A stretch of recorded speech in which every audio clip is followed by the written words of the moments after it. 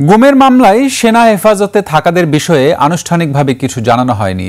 জানালে পরবর্তী করণীয় ঠিক করা হবে বলে জানিয়েছেন chief prosecutor Tajul Islam.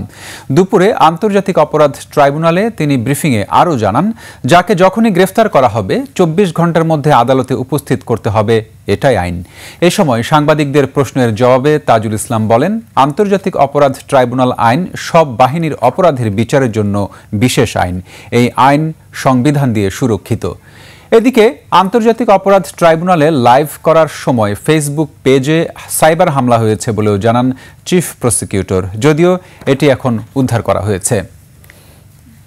Crossfire গুমের বাইরে শাপলা চত্বরে রাজনৈতিক প্রতিবাদকে স্তব্ধ করে দেওয়ার জন্য, ভয় দেখানোর জন্য শাপলা চত্বরে একটা সুনির্দিষ্ট দাবিতে দেশের আলেম সমাজ বিশেষ করে তারা এখানে দাবিতে সমবেত হয়েছিলেন। সেখানে রাতের আধারে যে অপারেশন চালানো হয়, যেভাবে মানুষকে গুলি করে মারা হয়, সেই হত্যাকাণ্ডের বর্ণনা আমরা দিয়েছি, সেই তথ্যগুলো দিয়েছি যে সেখানে কি আচরণ হয়েছে, কি ফর্মে মানুষকে হত্যা করা হয়েছে।